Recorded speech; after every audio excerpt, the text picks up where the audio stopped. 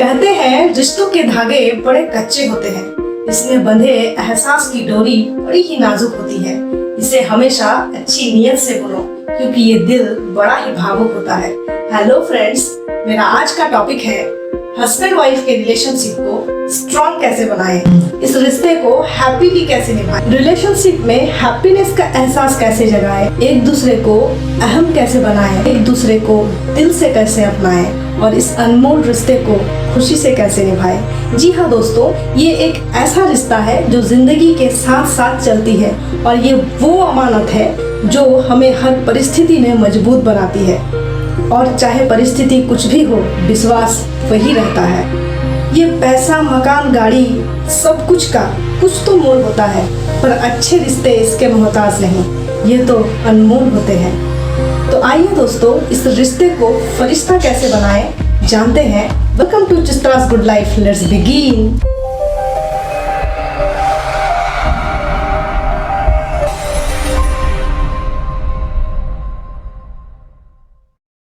क्या रिश्ता एक छत के नीचे रहने का नाम होता है?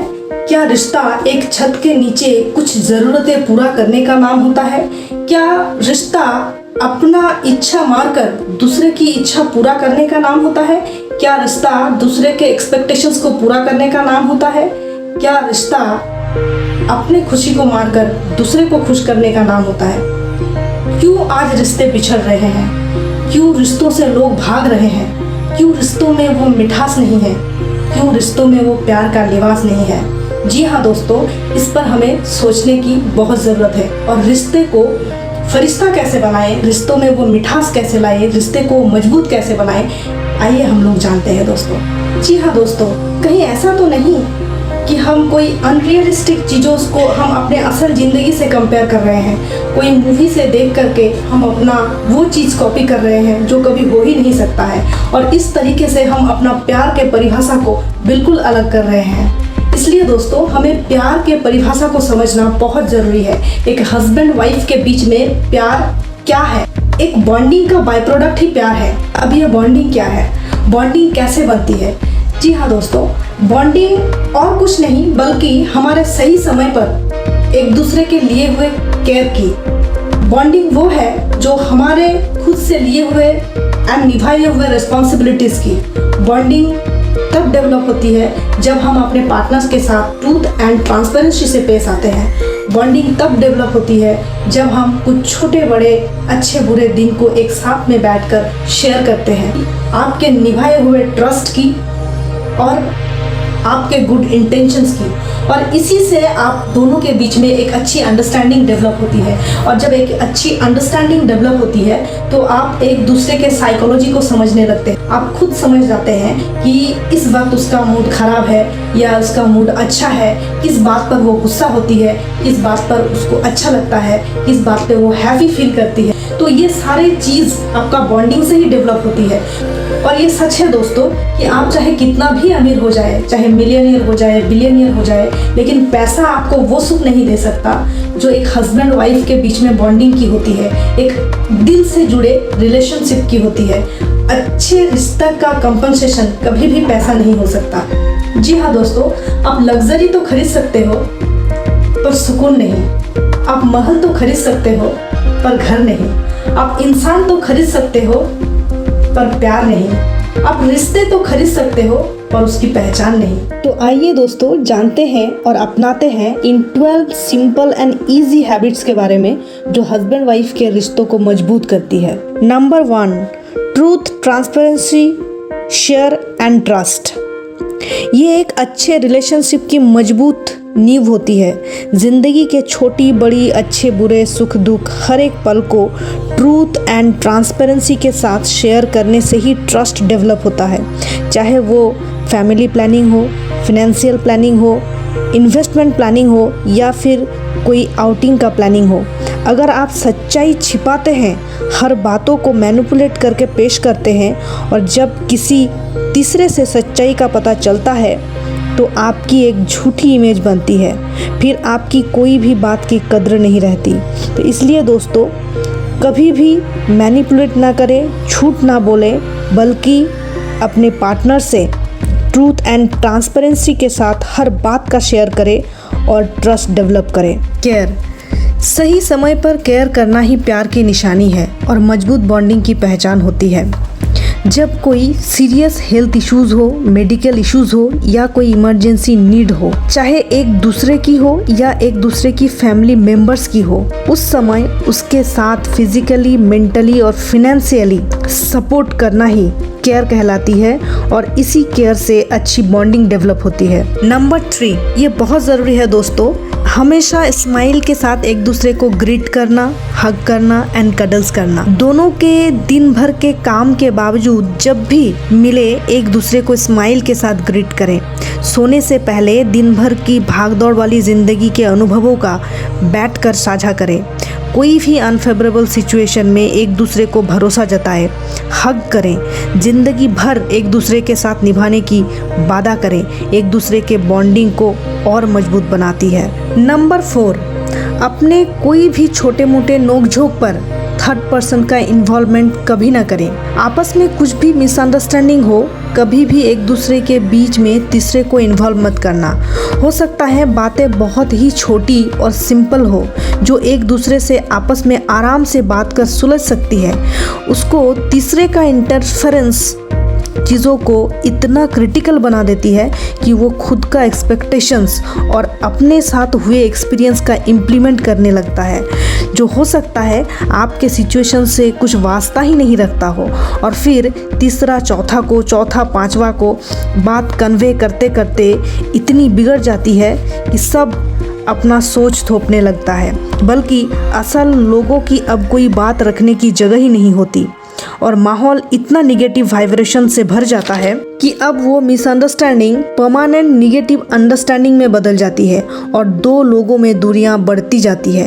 कभी कभी यही छोटी चीज़ें रिश्ते टूटने का कारण भी बन जाता है। तो दोस्तों, इस चीज़ को अवॉइड करें और कभी भी आपस के छोटे मोटे चीज़ों में तीसरे को कभी इन्वॉल्व ना करें और ये आपस में ही सुलझाएं और कोई भी मिसअंडरस्टैंडिंग को यूं ही ना छोड़े, बल्कि उस पर डिस्कशन करके उसी दिन उसको ख़त्म करें। नंबर 5, कॉम्प्लीमेंट देना, एप्रिशिएशन करना, एम्ब्रेस करना मीन्स प्रशंसा करना। जी हाँ दोस्तों, ये बहुत ज़रूरी है कि एक दूसरे के गलती ढूंढने के बजाय एक दूसरे को तारीफ़ कीजिए, क्योंकि हर इंसान में उसके अंदर खूबियाँ छिपी होती है। चाहे किसी दिन उसके अच्छा खाना बनाने के लिए, उसके अच्छे से बात करने के लिए, अगर वो कोई चीज़ में पैशनेट हो तो उसके लिए आप कॉम्प्लीमेंट कीजिए। उसको खुद को फिट रखने में चाह है, उसके लिए आप कॉम्प्लीमेंट कीजिए। सबसे स्माइल से बात करते हो, उसके लिए आप कॉम्प्लीमेंट दीजिए।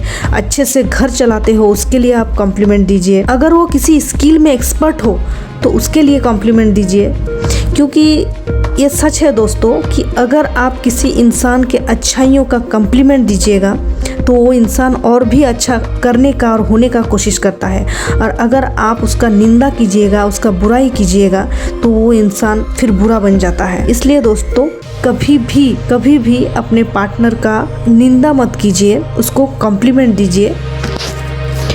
Number 6, don't criticise, condemn and complain. जी हाँ दोस्तों, एक दूसरे का कभी भी एक दूसरे के पीछे क्रिटिसाइज एंड कंप्लेन ना करें, क्योंकि हो सकता है पति पत्नी के बीच में पसंद नापसंद, टेस्ट, पहनावा, ओपिनियन, थॉट्स अलग हो, और वो होना नेचुरल भी होता है क्योंकि दोनों के अपब्रिंगिंग, फैमिली एटमॉस्फेयर, कंपेनियन अलग होते हैं। पर उसे गलत के नज़रिया से ना देखकर आपस में बैठकर एक दूसरे से अपना पॉइंट ऑफ व्यू रखिए, फ्रेंडली वे में बात कीजिए, ना कि कंप्लेंट और क्रिटिसाइज के नज़रिए से। Number 7, don't compare, feel equality. जी हाँ दोस्तों, बहुत बार हस्बैंड वाइफ के बीच में एक छोटी मोटी चीज़ों को लेकर, सॉरी बोलने लेकर, प्लीज बोलने लेकर के दोनों में इतना झगड़ा हो जाता है, मन में ईगो क्रिएट कर लेते हैं। मैं लड़का हूँ, मैं क्यों झुकूँ, मैं ज़्यादा कमाता हूँ, मैं क्यों झुकूँ, मेरा डेजिग्नेशन उससे ऊंचा है, मैं क्यों झुकूँ, मेरी एकेडमिक डिग्री उससे बड़ा है, मैं क्यों झुकूँ, मैं तो घर चलाता हूँ, मैं क्यों झुकूँ, मैं अच्छे खानदान से हूँ, मैं क्यों झुकूँ, मेरे पापा बड़ा ऑफिसर है, मैं क्यों झुकूँ। मुझे दहेज में इतना सब कुछ दिए हैं, मैं क्यों झुकूं, वगैरह वगैरह। ये अच्छी इंसानियत और अच्छी सोच नहीं होती है दोस्त। इस गंदी सोच को कतई अपने मन में जगह ना दे, क्योंकि आपका इसी तरह का सोच पूरे मन का पॉजिटिव थॉट्स को स्पॉइल करती है। आप अपने रिलेशनशिप को भी कुछ इस तरीके से डील करें जैसे आप अपने ऑफिस में अपने सीनियर के साथ, अपने यूनिट हेड के साथ डील करते हैं, जिसके हाथ में आपका इंक्रीमेंट प्रमोशन होता है। आप जानते हैं कि अगर आप अच्छा परफॉर्मेंस नहीं देते हो तो आपका इंक्रीमेंट पे असर पड़ेगा, आपका प्रमोशन पे असर पड़ेगा। इवन अगर आप कुछ गलत करते हो, बदतमीजी से पेश आते हो, तो आपका नौकरी भी जा सकती है। मीन्स आपको एंड रिजल्ट मालूम है, इसलिए आप अपने कूल, काम और कंट्रोल वे में डील करते हैं, चाहे आपका बॉस गलत भी क्यों ना हो। तो क्यों ना दोस्तों रिलेशनशिप को भी कुछ इस तरीके से डील करें। अगर आप पैसा, प्रमोशन, इंक्रीमेंट के लिए कूल, काम, पॉजिटिव रह सकते हो तो रिलेशनशिप के लिए क्यों नहीं, जिसके लिए आप कमा रहे हो। तो दोस्तों ये कभी ना भूले कि हमेशा इक्वालिटी फील करें, कभी भी कंपेयर मत करें जेंडर को लेकर के, पैसा को लेकर के, डेजिग्नेशन को लेकर के, डिग्री को लेकर के। तो ये गलती कभी ना करें दोस्तों। नंबर 8, एक दूसरे के ड्रीम, पैशन को पूरा करने के लिए सपोर्ट करना। ये एक अच्छे रिलेशनशिप की इम्पोर्टेंट कड़ी है। हर एक इंसान की अपनी ड्रीम, पैशन, अपनी कुछ दिली ख्वाहिश होती है और उसे जिंदा रखने के लिए, उसको जीने के लिए, उसको पूरा करने के लिए अपने पार्टनर को हमेशा मोटिवेट करना चाहिए, सपोर्ट करना चाहिए हर तरीके से, फिजिकली, मेंटली एंड फाइनेंशियली। इससे एक दूसरे के प्रति प्यार, इज्जत, बॉन्डिंग और मजबूत होती है। चाहे उसका सपना कुछ भी हो, चाहे उसका सपना एक अच्छा बॉडी बनाने का हो, अच्छा डांसर बनने का हो, अच्छा सिंगर बनने का हो, अच्छा एक्टर या एक्ट्रेस बनने का हो, एक अच्छा ब्यूटिशियन बनने का हो। हर इंसान का अलग अलग ड्रीम होता है और जिस पर वो पैशनेट होता है, और इस पैशन को पूरा करने के लिए अपने पार्टनर को एक दूसरे का साथ जरूर देना चाहिए दोस्तों। और यही चीज़ें एक दूसरे को बॉन्डिंग को और मजबूत बनाती है। नंबर 9, गले लगाकर सॉरी बोलना। जी हाँ दोस्तों, चाहे डिफरेंस ओपिनियन के कारण हस्बैंड वाइफ के बीच कुछ भी झगड़ा हो, नोकझोंक हो, उसे उसी वक्त सॉरी बोलकर, गले लगाकर चीज़ों को रफा दफा करें।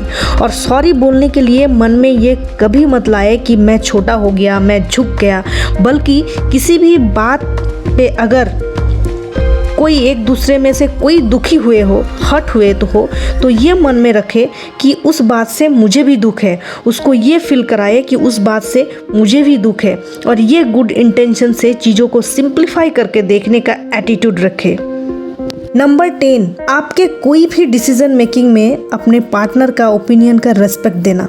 जी हाँ दोस्तों, आपके ज़िंदगी के हर एक छोटे बड़े डिसीजन में दोनों के ओपिनियन का बराबर का इम्पोर्टेंस देना, एक दूसरे के भावना का ग्रीटिंग करना, वेलकम करना और वैल्यू देना, ये रिश्ते के नींव को मजबूत बनाती है, एक दूसरे को रेस्पेक्ट को बढ़ाती है। Number 11, always try to see things from others person perspective. जी हाँ दोस्तों, ये बहुत ज़रूरी है कि एक दूसरे के मन की भावना को ईगरली सुनना, समझना और उसका कद्र करना और उस पर एक्शन लेना।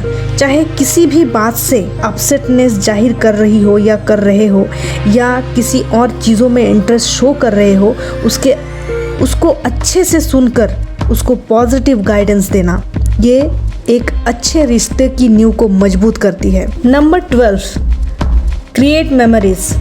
जी हाँ दोस्तों, अच्छे मेमोरीज जो आपके रिश्तों के बैंक बैलेंस को मजबूत करता है। ये हम सभी जानते हैं दोस्तों कि आपके अकाउंट में कितना बैलेंस है ये किसी को नहीं दिखता, पर आप दोनों के बीच में कैसा रिश्ता है ये किसी से नहीं छिपता। जी हाँ दोस्तों, हस्बैंड वाइफ के रिश्तों को मजबूत करने के लिए अपना बजट का प्लानिंग जरूर करें। अपना basic needs, responsibilities, medical requirement, emergency planning के बाद भी आपस में बैठकर रिलैक्सेशन के लिए कभी आउटिंग का प्लान करें, गिफ्ट प्रेजेंट करने का प्लान करें, जो एक दूसरे की खुशी को और किसी खास दिन को और ख़ास बनाती है। इसमें जो मेमोरीज क्रिएट होती है वो हमारे रिश्ते और एक दूसरे के रिश्ते की नींव को और मजबूत बनाती है। और यही मेमोरीज दोस्तों जिंदगी भर के यादों को संजोती है। सो दोस्तों, हस्बैंड वाइफ के रिश्ते के नींव को मजबूत करने के लिए मेरी ये एक छोटी सी कोशिश थी।